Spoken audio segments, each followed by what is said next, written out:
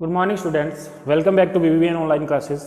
हम class 9th में force and laws of motion पढ़ रहे थे। Force and laws of motion में अपन ने फर्स्ट लॉ पढ़ लिया, जिसको अपन लॉ ऑफ इनर्शिया भी कहते हैं। उसके बाद में अपन ने पढ़ा मोमेंटम। ठीक है, मोमेंटम क्या होता है कि मास इनटू वेलोसिटी, मास और वेलोसिटी के प्रोडक्ट को ही अपन क्या बोलते हैं, ऑब्जेक्ट का मोमेंटम। ठीक है, अब पढ़ते हैं अपन second law of motion. Second law of motion क्या होता है? The rate of change of momentum of an object is proportional to the applied unbalanced force in the direction of the force. मतलब मोमेंटम में जो change होगा वो directly proportional है किसके? अनबैलेंस्ड फोर्स के। एक होता है बैलेंस फोर्स, एक होता है अनबैलेंस फोर्स। तो जो मोमेंटम में चेंज होगा वो डायरेक्टली प्रोपोर्शनल है किसके? अनबैलेंस फोर्स के। देखो मोमेंटम क्या होता है? Mass into velocity. कोई ऑब्जेक्ट स्ट्रेट लाइन में ट्रेवल कर रहा है तो उसका मास भी और उसकी वेलोसिटी भी है। तो उस वेलोसिटी को एक बार मान लिया अपन इनिशियल वेलोसिटी, फिर मैंने उसके ऊपर फोर्स लगाया तो मास तो चेंज होगा नहीं, उसकी वेलोसिटी चेंज होगी। क्या पता वेलोसिटी ज्यादा हो जाए, क्या पता वेलोसिटी कम हो जाए, क्योंकि मैं फोर्स लगा रहा हूं तो उसका मोमेंटम चेंज हो गया ना। पहले मास इनटू वेलोसिटी, पहले वेलोसिटी u थी, फिर मैंने फोर्स लगाने के बाद में वेलोसिटी कुछ चेंज हो गई होगी, मान लिया v हो गई, तो उस टाइम उसका मोमेंटम होगा mv। तो पहले mu था, फिर क्या हो गया? फोर्स लगाने के बाद में mv हो गया, तो मोमेंटम चेंज हो गया। और मोमेंटम चेंज हो गया है ना, किसके रेस्पेक्ट में? टाइम के रेस्पेक्ट में। तो rate of change of momentum वो किसके प्रोपोर्शनल है? जो अपन फोर्स लगा रहे हैं ऑब्जेक्ट पे उसके प्रोपोर्शनल। जितना फोर्स अपन लगाएंगे उतना ही मोमेंटम चेंज होगा। तो यही है। अब अपन इसका मैथमेटिकल डेरिवेशन करते हैं, मैथमेटिकल इक्वेशन आएगी वो लिखेंगे। तो सेकेंड लॉ ऑफ मोशन बहुत सिंपल है। The rate of change of momentum of an object is directly proportional to applied unbalanced force in the direction of the force.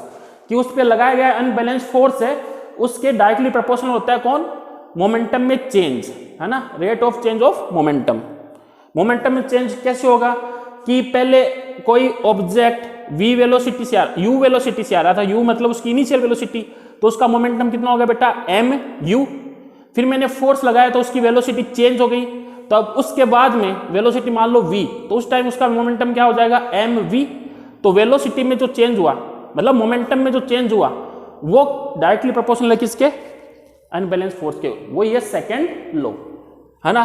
तो इसका मैथमेटिकल इक्वेशन देखते हैं। देखो, suppose an object of mass m, है ना, एक object है जिसका मास क्या है? m है, is moving along a straight line, एक स्ट्रेट लाइन में वो मूव कर रहे हैं with initial velocity u velocity से, है ना। u वेलोसिटी से वो क्या मूव कर रहा है, तो मोमेंटम कितना हो जाएगा?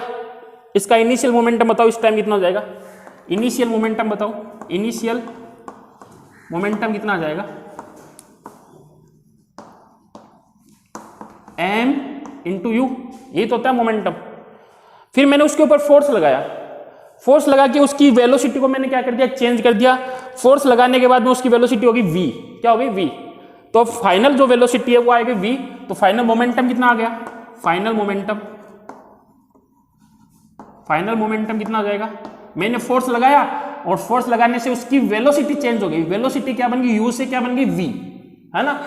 जैसे पहले वेलोसिटी u थी, फिर मैंने क्या कर दिया? वेलोसिटी को चेंज कर दिया, स्लो कर दिया होगा या उसकी स्पीड को ज्यादा कर दिया होगा, तो उस टाइम उसकी वेलोसिटी चेंज होगी। वो वेलोसिटी क्या बन गई? v। तो मोमेंटम कितना आ जाएगा? मास तो वही है, ऑब्जेक्ट तो वही है, उसका मास कितना है? m, वेलोसिटी चेंज हो गई v, तो ये हो गया फाइनल मोमेंटम। ठीक है, अब जो मोमेंटम में चेंज आएगा वो देख लेते हैं। मोमेंटम में कितना चेंज होगा? The change in momentum, change हमेशा फाइनल माइनस इनिशियल होते हैं। तो फाइनल कितने हैं? mv माइनस इनिशियल कितने हैं? mu। इसके अंदर बेटा m कॉमन आ गया तो क्या बचा? v minus u। तो यही तो है change of momentum, change of momentum. तो चेंज ऑफ मोमेंटम अपन ने निकाल लिया। ठीक है, अब क्या करना है? द रेट और लगाया है, the rate of change of momentum. The rate of change of momentum मतलब रेट आ रहा है, तो टाइम के साथ जो चेंज हो रहा है वो किसके इक्वल होते हैं? अप्लाइड फोर्स के। तो द रेट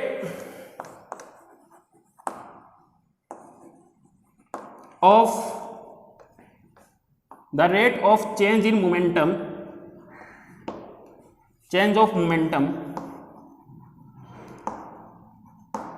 कितना आ जाएगा बेटा?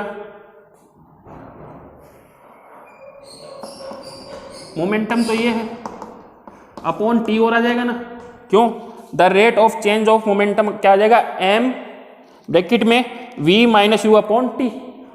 और ये किसके इक्वल होता है? The rate of change of momentum directly proportional किसके होता है? अप्लाइड फोर्स के। मतलब ये डायरेक्टली प्रोपोर्शनल किसका होगा? अप्लाइड फोर्स के। तो F सेकंड लॉ क्या हो रहा है कि जो force applied force, unbalance force, वो डायरेक्टली प्रोपोर्शनल है किसके? द रेट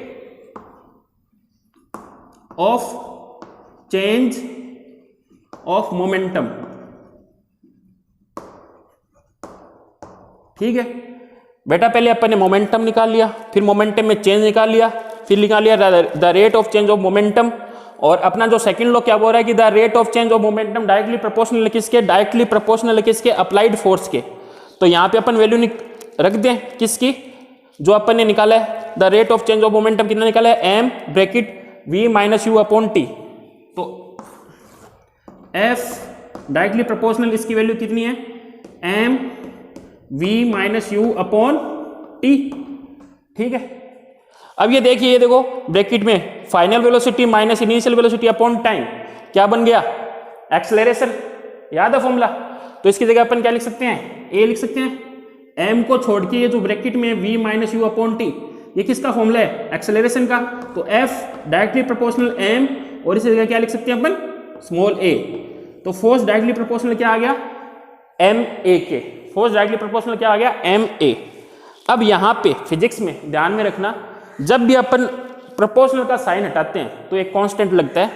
तो मैं जैसे ही प्रोपोर्शनल का साइन हटाऊंगा तो एक कांस्टेंट लगेगा F, उस कांस्टेंट को क्या ले रहा हूं मैं? K, और साथ में क्या आएगा? ma। ठीक है, ma। तो ये अपने को इक्वेशन मिलेगी F इक्वल्स टू KMA, है ना? Force equals to KMA। यहाँ पे क्या है? K क्या है? कांस्टेंट। K क्या है? कांस्टेंट।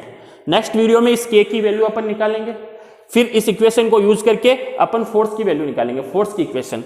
ठीक है, तो आज अपन ने क्या पढ़ा? फोर्स की इक्वेशन पढ़ी। क्या पढ़ा? F equals to KMA। ये कैसे आया? मोमेंटम में चेंज, मोमेंटम में चेंज निकाला, फिर the rate of change of momentum निकाला अपन ने, कितना है? m bracket u v minus U upon T. ठीक है, फिर सेकंड लॉ क्या बोलते हैं कि the rate of change of momentum is directly proportional to unbalanced force. तो ये तो है F, जो अनबैलेंस फोर्स है वो डायरेक्टली प्रोपोर्शनल है किसके? The rate of change of momentum. तो इसकी वैल्यू अपन ने रख दी। और ये u minus v minus U upon T, ये किसका फॉर्मूला हो गया? एक का, एक्सेलरेशन का। तो ये मिल गया F directly proportional to ma। ये अपनी इक्वेशन बनी।